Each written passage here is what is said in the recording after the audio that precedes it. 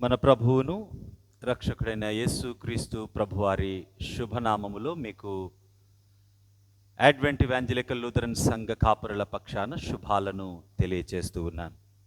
ఈ శ్రమల కాల ధ్యానాలకు మిమ్మల్ని ఆహ్వానిస్తూ, ఈ శ్రమల కాల ధ్యానాలలో ప్రత్యేకంగా మనం యేసుక్రీస్తు ప్రభువారి పరిచర్య జీవితాన్ని క్రోనలాజికల్ ఆర్డర్లో మనము పరిశీలన చేస్తూ, దేవుడు మనను ఉద్దేశించి ఏ సంగతులు తెలియచేస్తాడో మనము ఆలోచన చేస్తూ ఉన్నాం. ఈ పరిచర్యను దేవుడు దీవించులాగున ఈ 40 దినాల ఈ ధ్యానాలు క్రమంగా మీ మధ్యకు వచ్చులాగున కాపరులమైన మా గురించి మీ అనుదిన ప్రార్థనల్లో జ్ఞాపకం చేసుకునండి. కేవలం అరగంట లోపే, 15 నిమిషాల నుంచి అరగంట లోపే ఉండే ఈ ధ్యానాలు లూథరన్ లైఫ్ లైన్స్ అనే యూట్యూబ్ ఛానల్ ద్వారా మీకు అందుబాటులోకి వస్తూ ఉన్నాయి. కాబట్టి రోజుకి ఒక అరగంట సమయం ఈ శ్రమల కాలంలో ప్రత్యేకంగా మీరు వెచ్చించగలిగితే ఇది మనకు దీవెనకరమైన సమయంగా ఉంటుంది. చాలామంది చాలా రకాలుగా మాట్లాడుతూ ఉంటారు. I don't want to go in to all those things. శ్రమల కాలాన్ని, లెంట్ కాలాన్ని ఆచారమని, లేకుంటే వేరే ఆచారాలతో పోలుస్తూ ఇది కూడా ఆచారమేనని కొద్దిగా వ్యంగ్యంగా, పరుషంగా మాట్లాడే వాళ్ళు చాలామంది ఉన్నారు. వాళ్ళందరినీ నేనేమి ఇప్పుడు ఉద్దేశించదలుచుకోవట్లేదు. కానీ దేవుడు ఒక అరగంట సమయాన్ని మీ వద్ద నుంచి ఒక రోజుకు ఈ 40 దినాలు మిమ్మల్ని అడిగితే ఆ 30 నిమిషాల సమయం మీరు ఇవ్వగలిగితే దాన్ని దేవుడు దీవెనకరంగా మార్చగలడు. శ్రమల కాలం అనగా మనము ప్రాముఖ్యంగా పశ్చాత్తాపాన్ని, దేవుని యొక్క శిలువ శ్రమలను, క్రీస్తు ప్రభువారి యొక్క శిలువ త్యాగానికి వెళుతూ ఉన్నటువంటి ఆ ప్రయాణాన్ని మనం కూడా జ్ఞాపకం చేసుకుంటూ, ఆ ప్రయాణం గుండా మనము కూడా నడవడం ఈ శ్రమల కాలంలో మన మధ్య జరిగే ఒక ప్రక్రియ. కాబట్టి మీరందరూ ఆసక్తితో చివరి వరకు ఈ వీడియోస్ని ప్రతిరోజు ఈ అరగంట సమయాన్ని వెచ్చించి చూడాల్సిందిగా ఆహ్వానిస్తూ ఉన్నాను. అంతేకాదు, మీకు తెలిసిన వారికి, ఆసక్తి కలిగిన వారికి, వాక్య అవసరత ఉన్న వారికి మీరు వీటిని పంపించండి.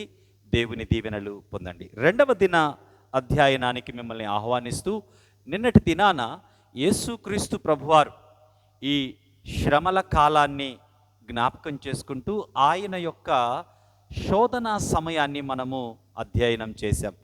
3 శోధనలను గురించి కాపరి సంజయ్ గారు మీతో నిన్నటి దినాన మాట్లాడారు. ఈరోజు యేసుక్రీస్తు ప్రభువారి బాప్తిస్మాన్ని జ్ఞాపకం చేసుకుందాం. మీరు అనొచ్చు, యేసుక్రీస్తు ప్రభువారి బాప్తిస్మం ముందు కదండి, తర్వాత ఆయన శోధించబడ్డాడు కదా అని.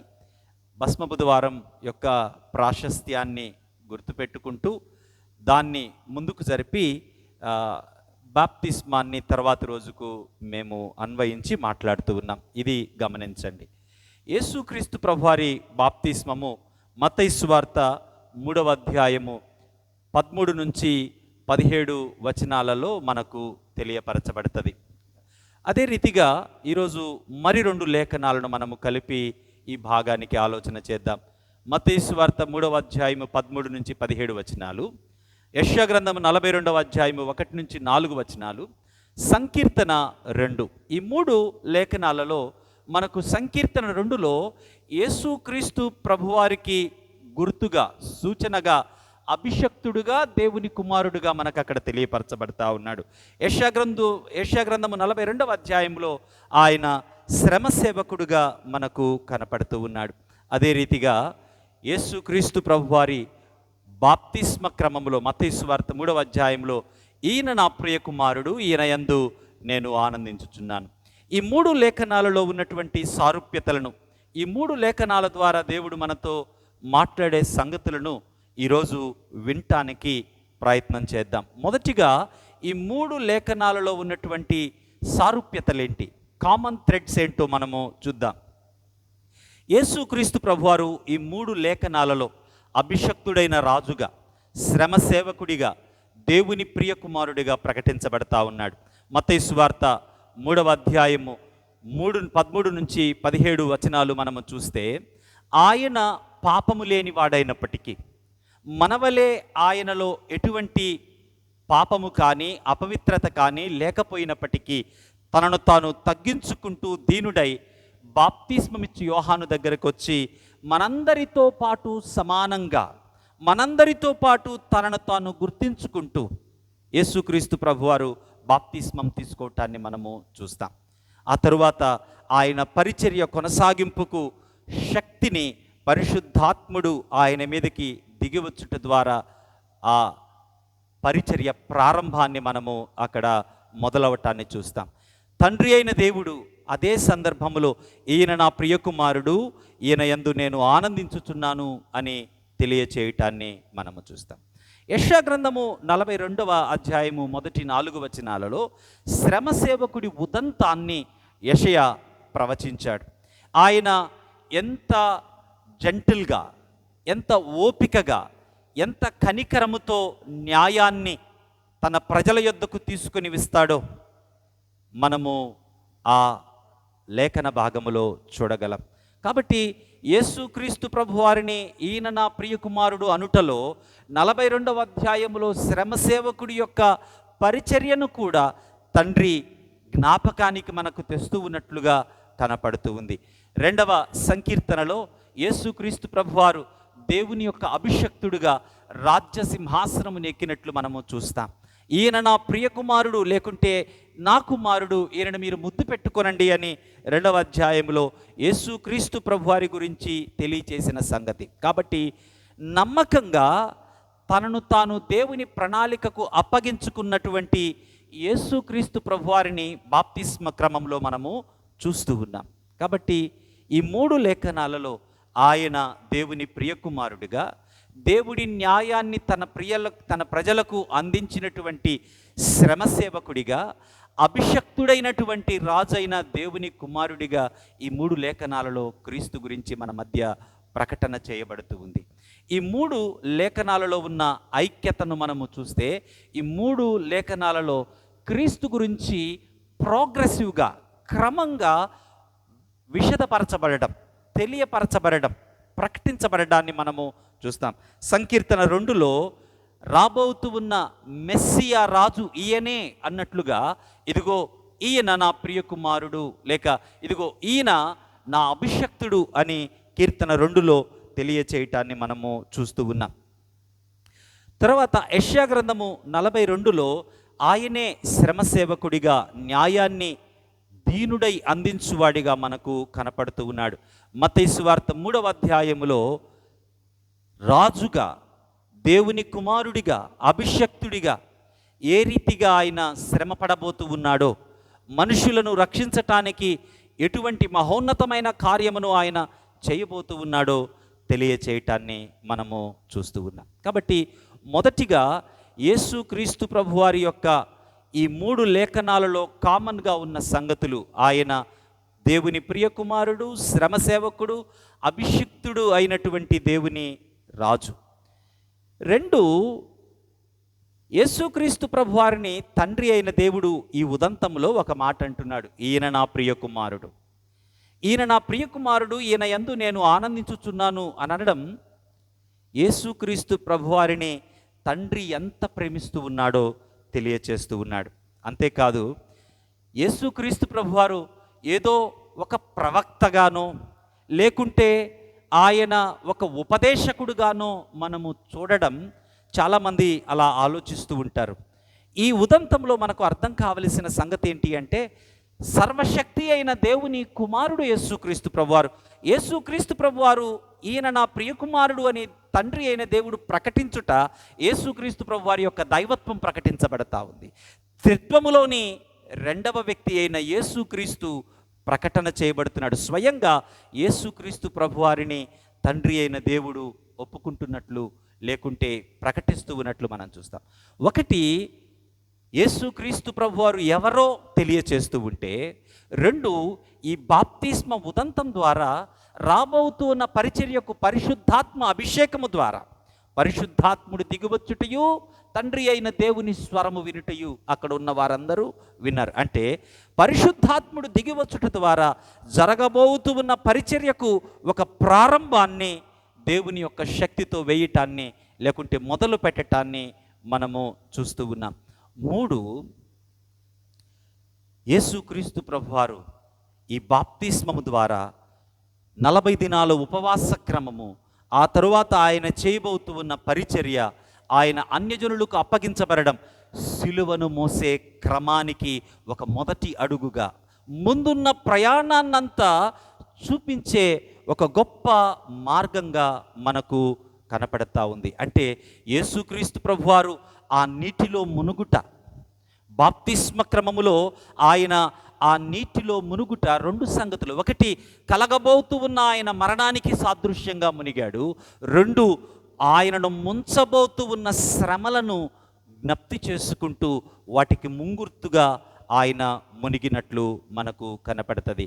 కాబట్టి ఈ లెంట్ ప్రయాణములో ఉన్న మనము యేసుక్రీస్తు ప్రభువారి బాప్తిస్మ క్రమాన్ని మనము ఆలోచన చేస్తే, ఆయన బాప్తిస్మము తీసుకున్నాడు పరిశుద్ధుడైనప్పటికీ, పవిత్రుడైనప్పటికీ.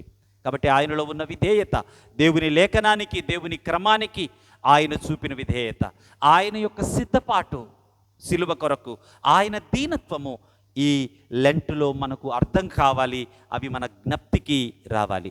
3వ సంగతి, బాప్తిస్మము మరియు లెంట్. ఈ రెండింటిని కూడా ఈ 3 లేఖనాలలో అర్థం చేసుకోవటానికి ప్రయత్నం చేద్దాం. బాప్తిస్మానికి గుర్తేంటి అంటే పశ్చాత్తాపం. పశ్చాత్తాపము పొందిన వ్యక్తి బాప్తిస్మం పొందుతాడు. ఈ యోహాను బాప్తిస్మం ఇచ్చినప్పుడు పశ్చాత్తాపానికి, మారు మనస్సుకు అక్కడ ఉన్న ప్రజలను ఆహ్వానించినట్లు మనము చూస్తాం. దేవుని రాజ్యము సమీపించి ఉన్నది కాబట్టి మారు మనస్సు పొందండి. కాబట్టి యేసుక్రీస్తు ప్రభువారు కూడా బాప్తిస్మము తీసుకొనుట ద్వారా పరిశుద్ధుడైనప్పటికీ పాపులైన మానవులందరితో ఆయన కూడా ఒకటిగా ఎంచబడుతూ ఉన్నాడు. 2, ఇదిగో లోక పాపమంతటినీ మోసుకొని పోయే ఒక గుర్తుగా, లేకపోతే ఒక సబ్స్టిట్యూషన్గా ఆయన మన ముందు కనపడుతూ ఉన్నాడు. కాబట్టి ఈరోజు బాప్తిస్మము మనకు ఎటువంటి జ్ఞాపకాన్ని తీసుకురావాలో ఈ బాప్తిస్మ కార్యక్రమం తెలియజేస్తుంది. పశ్చాత్తాపానికి బాప్తిస్మము గుర్తు. మరి బాప్తిస్మం పొందిన నీవు పశ్చాత్తాపములో ఎదుగుతున్నావా అన్న ఆలోచన, పరిశుద్ధుడైనప్పటికీ బాప్తిసం పొందటానికి ఆయన కలిగి ఉన్న దీనత్వం, మరి ఆయన వలె దీనుడు అయి ఉన్నావా? ఆయన పరిశుద్ధుడైనప్పటికీ, దేవుని కుమారుడైనప్పటికీ ఆయన కూడా బాప్తిస్మం తీసుకుని ముందున్న పరిచర్యకు సిద్ధపడటం, నీవు కూడా నీ జీవితంలో సిద్ధపాటు కలిగి ఉన్నావా? శ్రమలను సహించే ఓపిక కలిగిన వాడై ఇష్టంగా దేవుని ప్రణాళికకు విధేయత చూపుతూ ఆయన బాప్తిస్మ క్రమాన్ని చూపించినట్లు మనకు కనపడుతూ ఉంది. ఈరోజు లెంట్ 2వ దినాన ఆయన బాప్తిస్మాన్ని జ్ఞాపకం చేసుకుంటూ, ఆయన లాంటి దేవుని కుమారుడైనప్పటికీ, పరిశుద్ధుడైనప్పటికీ, అభిషక్తుడైనప్పటికీ, న్యాయమును నీతిని జరిగించిన వాడైనప్పటికీ, ఆయన ఏ రీతిగా పరిశుద్ధుడగా బాప్తిసం తీసుకున్నాడో, దీనుడయ్యాడో, నీవు బాప్తిస్మాన్ని జ్ఞాపకం చేసుకుంటూ పశ్చాత్తాపములోనికి, పరిశుద్ధమైన జీవితము కొరకైన సిద్ధపాటులోకి వస్తూ ఉన్నావా అన్న పరిశీలన నీవు చేసుకోవాలి. 2, బాప్తిస్మము యేసుక్రీస్తు వారితో మనలను ఐక్యపరుస్తూ ఉంది. ఆయన మరణించినట్లు మనము కూడా పాపముల చేత మరణించుతూ ఉన్నాం.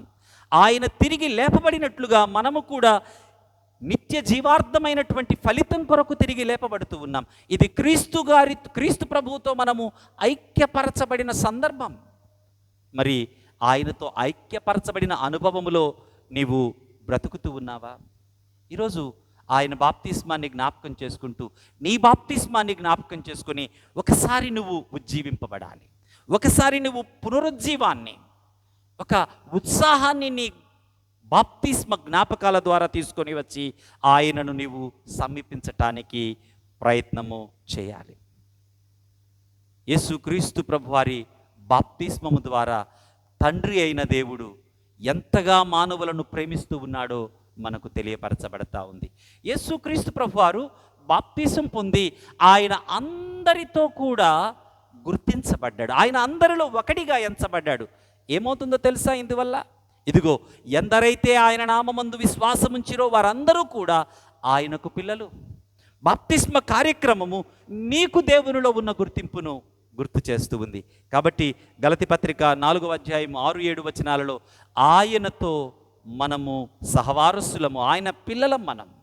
కాబట్టి బాప్తిస్మము మనము ఆనందించే ఆయన జీవితములోని ఘట్టము. కారణం ఏంటి అంటే మనలో ఆయన ఒకడయ్యాడు, మన పాపాలను క్షమించాడు, ఆయనతో మనలను సమానం చేశాడు, తండ్రికి బిడ్డలుగా మనలను మార్చాడు. అంతేకాదు, ఈ బాప్తిస్మ కార్యక్రమము ద్వారా యేసుక్రీస్తు ప్రభువారు ఏ రీతిగా సిలువ వైపు నడిచాడు, శ్రమలను దుప్పటి కప్పుకున్నట్లు తన జీవితంలోనికి ఆహ్వానించాడు, మనం కూడా ఆ రీతిగా మన సిలువనెత్తుకొని మనం జీవితములో పరిశుద్ధత వైపు, ఆయన పోలికలోకి మార్చబడుట వైపు ప్రయాణము చేయవలసి ఉన్నది. కాబట్టి దేవుని ప్రియబిడ్డలంగా మనము బ్రతుకుతున్నామా అన్న సంగతి జ్ఞాపకం చేసుకోవాలి. ఒక 4 ప్రశ్నలు మీ ముందుకు నేను తీసుకొని వచ్చి నా మాటలు ముగిస్తాను. మొదటి ప్రశ్న, దేవుని స్వరానికి నువ్వు ఎలా స్పందిస్తున్నావు? యేసుక్రీస్తు ప్రభువారిని చూడగానే తండ్రి అయిన దేవుడు, ఈయన నా ప్రియ కుమారుడు. కారణం, ఆయన దేవుని ప్రియ కుమారుడుగానే తన జీవితాన్ని బ్రతికాడు. దేవుని స్వరానికి నీవు ఎలా స్పందిస్తున్నావు? నీ జీవితాన్ని ఆయన ప్రియ కుమారుడి వలె, కుమార్తె వలె బ్రతుకుతూ ఉన్నావా? ఈ లెంట్ కాలంలో నీవు ఆలోచించుకోవాలి. ఈ లెంట్ కాలంలో నీ హృదయాన్ని ఒక పునరుద్ధరించుకునే ప్రక్రియ వైపు, రివైవ్ చేసుకునే ఒక ప్రక్రియ వైపు, ఒకసారి నిన్ను నువ్వు పరిశీలించుకుంటూ నీ జీవితాన్ని దేవునికి సమీపించుకునే ఒక సిద్ధపాటు వైపు నీవు అడుగులు వేస్తూ ఉన్నావా? నిజంగా ఒక ప్రశ్న మనకు ఉండాలి ఏంటంటే, నేను నిజంగా దేవుని ప్రియ కుమారుడి వలె, కుమార్తె వలె బ్రతుకుతూ ఉన్నానా?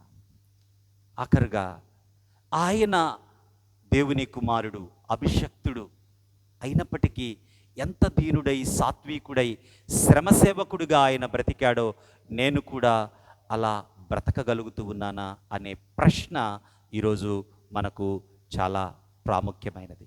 ఆయన శ్రమసేవకుడు, ఆయన దేవుని కుమారుడు, ఆయన అభిషక్తుడు. ఆయన పొందిన బాప్తిస్మము మనలను పశ్చాత్తాపము వైపుకు, దీనత్వము వైపుకు, పునరుజ్జీవము వైపుకు ఆహ్వానిస్తూ ఉంది. మనము ఆయన ద్వారా దేవుని ప్రియ పిల్లలముగా మార్చబడే గొప్ప అవకాశం. ఈ వాక్యాన్ని విన్న నీవు నీ బాప్తిస్మాన్ని జ్ఞాపకం చేసుకుంటూ ఒకసారి ఆయన ప్రియ బిడ్డగా బ్రతకటానికి ఒక నూతన నిర్ణయం తీసుకో. ఇంకా ఒకవేళ నీవు బాప్తిస్మము తీసుకొనక, లేక ప్రభుని నీ రక్షకుడిగా అంగీకరించకపోతే, ఇదిగో ఆయన నీ పాపముల కొరకు నీతో కూడా ఏకమయ్యాడు. బాప్తిస్మము ద్వారా ఆయన తెలియచేసిన సంగతి, నీ కొరకు నేను మరణిస్తూ ఉన్నాను. ఆయన నీ కొరకు మరణించి ఆయన యందు విశ్వాసం ఉంచగా ఆయన నిన్ను తన ప్రియ కుమారుడిగా, కుమార్తెగా మారుస్తున్నాడు. దేవుని మాటకు విధేయులమవుదాం, నిత్య జీవ వారసులమవుదాం. ఈ శ్రమల కాల ధ్యానాలు మీకు దీవెనకరంగా ఉండునుగాక. ఆమేన్. ప్రార్థన చేసుకుందాం. ప్రభువా, మీకు వందనాలు.